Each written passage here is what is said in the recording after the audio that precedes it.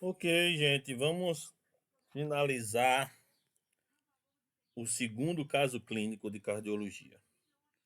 Vamos lá trabalhar esse caso agora de um senhor com história de uma dor no peito. Quantos anos tem o senhor? É um senhor de 78 anos, com uma dor no peito há 2 horas. Paciente previamente hipertenso, em uso regular de beta-bloqueador inibidor de ECA, deu entrada na emergência do hospital com quadro súbito de dor de forte intensidade. Referiu 10 na escala de 0 a 10. Na região retroesternal, com irradiação para a região interescápulo-vertebral e escapular esquerda, que se iniciou aproximadamente 2 horas, quando o mesmo tentava pegar um jarro de planta e transferi-lo para outro local. A dor tem caráter em aperto, refere que o repouso alivia um pouco e respirar ou qualquer movimento causa piora da dor. Refere vertigem, sudorese, pele fria e dispneia associada. Segundo os familiares, o paciente já apresentava episódios de dispneia aos pequenos esforços, defecar ou se vestir, que piora no período da noite e faz o mesmo acordar algumas vezes por causa do cansaço, além de edema de membros inferiores, que predomina no final do dia. Quadro esse nunca valorizado pelo mesmo, que correlacionava as carteiras de cigarro ao fumo e ao uso de arrebite. Vamos lá. Então, gente, nesse caso clínico, algumas coisas são importantes. Vejam. Primeiro, essa HDA é uma HDA clássica. Vocês vão se deparar com essa HDA inúmeras vezes. Mas essa HDA a gente fez meio que para tendenciar vocês a um diagnóstico que a gente depois pode discutir e chegar a outros. Mas essa é uma história clínica clássica de um paciente com infarto, ok? Paciente com uma dor súbita, de forte intensidade, com início após um esforço físico, que tem um caráter em aperto, que tem uma irradiação para o dorso, para a escápula, que tem sintomas associados, que melhora, que tem como fator atenuante o repouso e tem como fator de piora o esforço físico.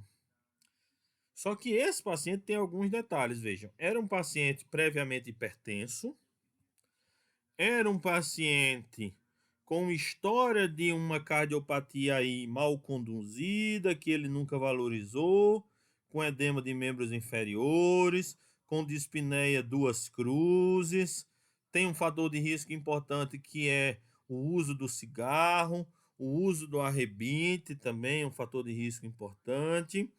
Então, vamos lá trabalhar essa dor. Vejam que a gente está diante de uma dor do tipo B. A dor do tipo A tem todas as características que aqui estão, porém o tempo é de até no máximo 30 minutos. Alguns livros dizem 20 minutos. Então, a dor tipicamente anginosa. A nossa dor é uma dor provavelmente anginosa. Então, estando diante de uma dor provavelmente anginosa, temos que pensar em outras possibilidades também.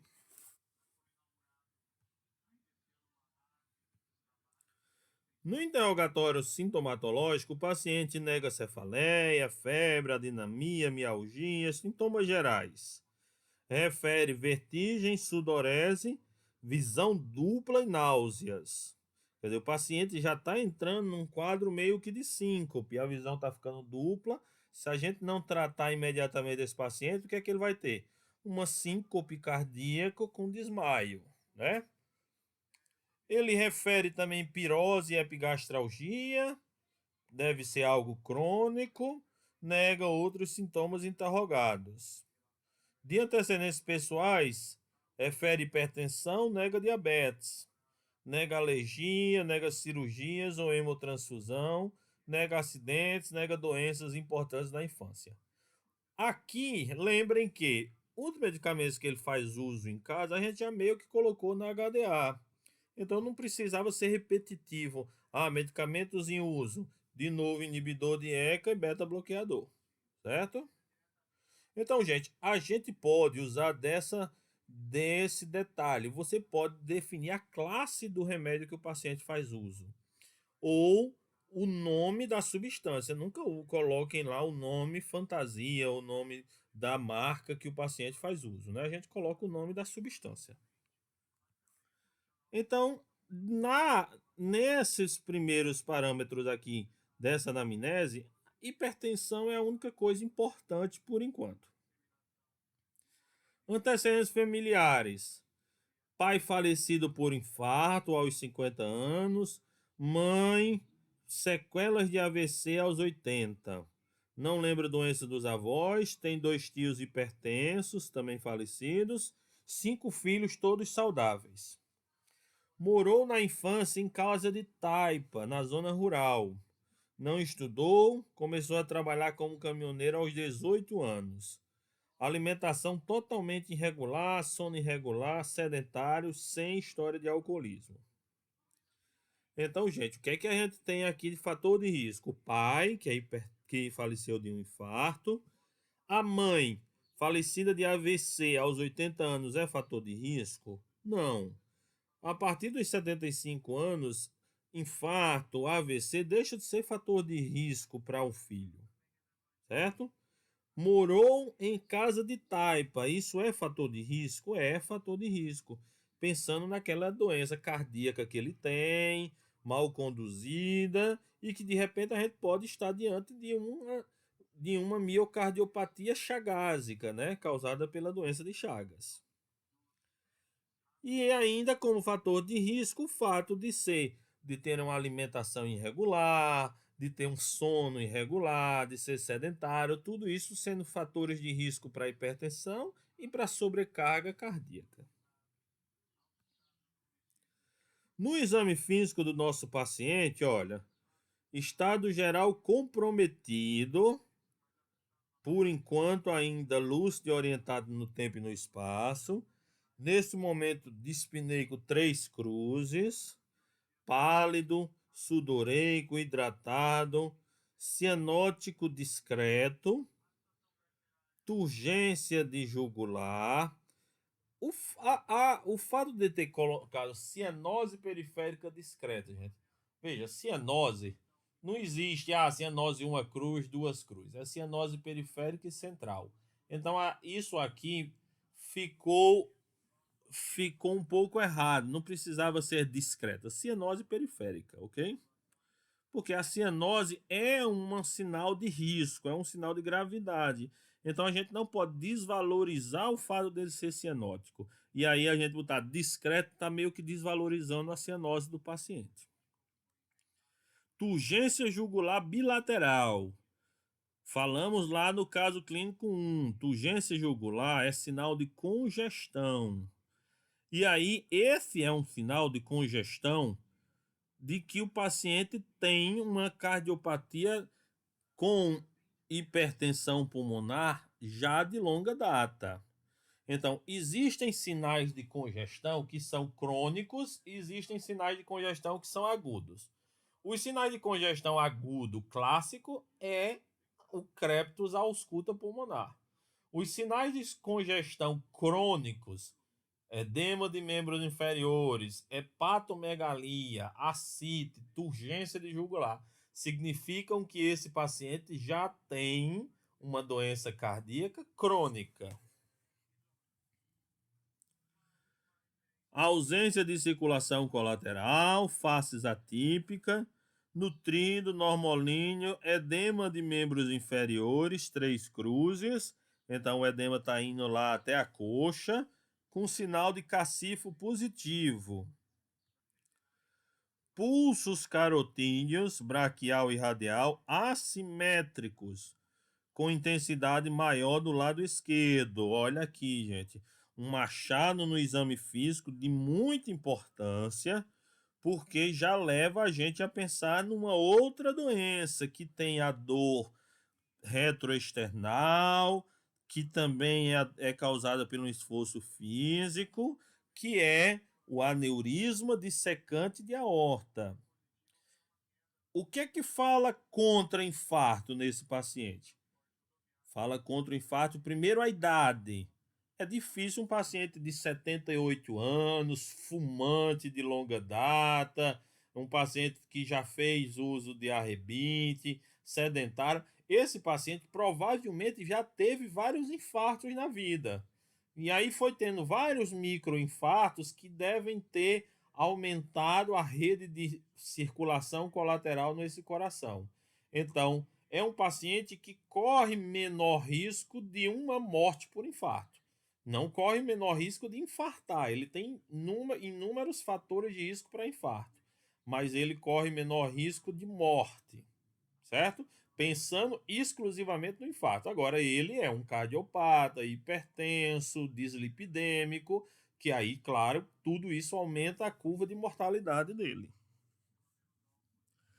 Aparelho respiratório, tórax simétrico, sem retrações ao balamento, sem cicatrizes, expansibilidade normal, frêmito tóraco vocal positivo, som claro pulmonar, percussão.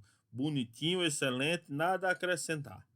Ausculta, murmúrio vesicular diminuídos em bases, com crépitos na base pulmonar e frequência respiratória de 28.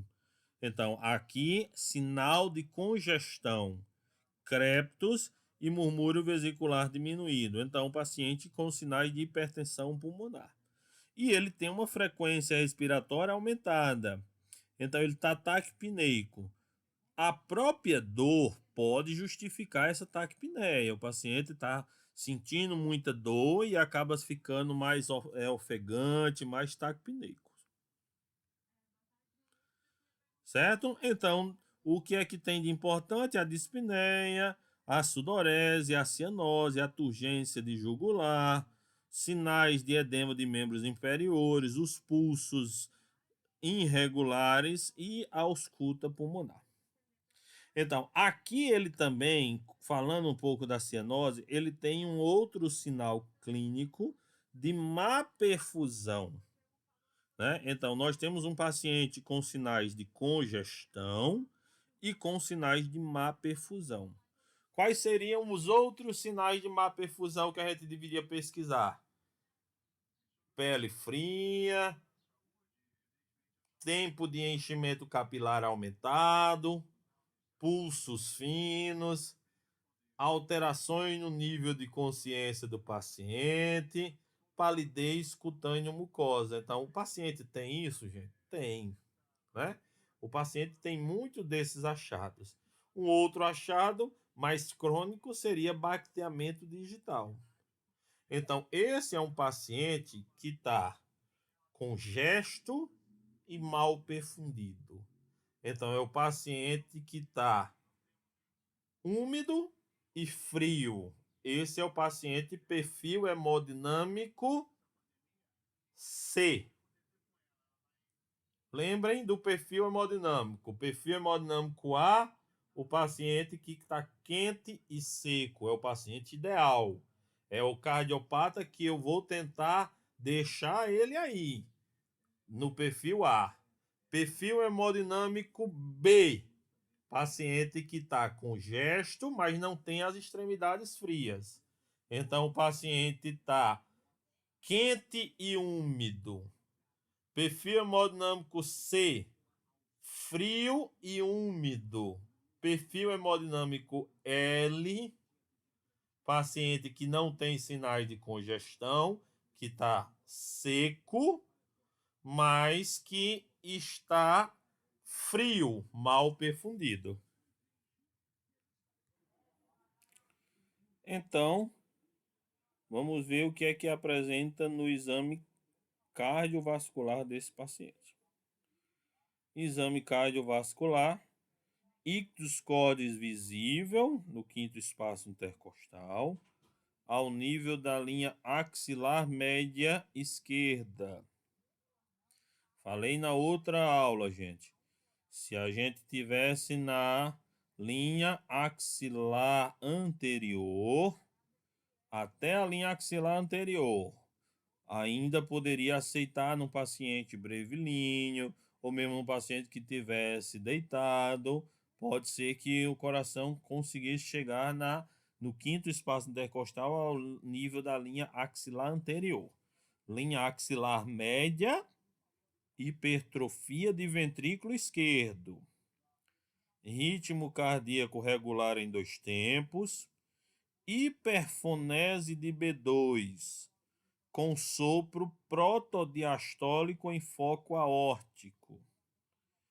Pressão 14/9 no membro superior esquerdo, 11/6 no membro superior direito. Divergência de pressão, né, do membro esquerdo para o membro direito. Alterações de pulso do membro esquerdo para o membro direito. Então, a nossa primeira hipótese diagnóstica, que era infarto, ela continua como hipótese diagnóstica. A gente só vai poder descartar o infarto mediante o eletro, as enzimas cardíacas. Mas a nossa hipótese diagnóstica principal passa a ser aneurisma dissecante de aorta. E aí, por que é que ela tem que ser sempre a principal, gente? Porque ela é uma emergência médica. Se eu não pensar em aneurisma dissecante de aorta nesse paciente, ele vai morrer. Então eu tenho que pensar em aneurisma dissecante de aorta porque é uma emergência. Porque no infarto, o infarto que está com 2 horas de evolução, pode ser que o eletro dê negativo. Um infarto pode ser que as enzimas ainda não alterem, porque as enzimas começam a alterar a partir da 3ª hora. Tanto que esse paciente ele teria que fazer eletro agora e seriar um novo eletro com enzimas daqui a 6 horas. Então, eletro em enzima agora, eletro em enzima daqui a 6 horas. Ele tem que ser conduzido com remédio para aliviar dor, isosorbida, beta-bloqueador, para ir aliviando a dor. Mas a gente tem que ter cuidado nesse paciente, por exemplo, no uso do antiagregante plaquetário, no uso do trombolítico, no uso do anticoagulante, porque se a gente estiver diante de um aneurisma dissecante de aorta, a gente vai piorar o nosso paciente. Então, não cometam o erro de conduzir esse tipo de paciente pensando exclusivamente em infarto, certo? Aqui, no mínimo, um raio-x de tórax. E aí o raio-x de tórax vai dar o quê? Aumento da área mediastinal, né? Se tiver aumento da área mediastinal, descarta esses medicamentos, vamos conduzir como aneurisma dissecante. Ok? Mas aqui no achado da ausculta, existem algumas outras coisas. E aí vamos lá ver a ausculta desse paciente, quais são as outras coisas. A gente tem um sopro protodiastólico em foco aórtico. Então, gente, eu fiz uma aula só sobre sopro, mandei para vocês, né? Mas vamos pensar aqui nesse paciente, lembrem. Sopro diastólico no foco aórtico. Então, o que está acontecendo com a válvula aórtica na diástole ventricular? A válvula aórtica está se fechando para que o sangue que está na artéria aorta não volte para o ventrículo esquerdo. Então, se essa válvula não se fecha por completo e existe uma regurgitação do sangue, isso é o sopro diastólico de regurgitação. Então, isso é comum no paciente com um ventrículozão muito grande, porque aí o ventrículo vai dilatando, dilatando, dilatando, e os folhetos valvares não têm mais a suficiência de obstruir a luz por completo. Então, acaba que continua um certo orifício naquela válvula. E isso faz com que haja esse refluxo de sangue. Então, o sopro sistólico ou diastólico no foco aórtico é justificado por esse aumento dos ventrículos, do ventrículo, e fazendo com que os folhetos não se fechem mais por completo. E por que o nome protodiastólico? Veja, o sopro ele pode ser proto, meso ou tele. Então, o que é um sopro protossistólico ou protodiastólico? No início da sístole ou da diástole. O que é um sopro meso? No meio da sístole ou da diástole. E o que é um sopro tele? No final da sístole ou da diástole. Gente, muito difícil da percepção auditiva disso, muito difícil. O médico tem que ser muito treinado, tem que ter a ausculta muito boa para identificar se o sopro é no começo da bulha, no meio da bulha ou no final da bulha. Ok? Mas só a título de informação que existe proto, meso e tele. Certo? Vamos lá, finalizando. Uma boa semana para todo mundo. Espero que eu tenha conseguido ajudá-los.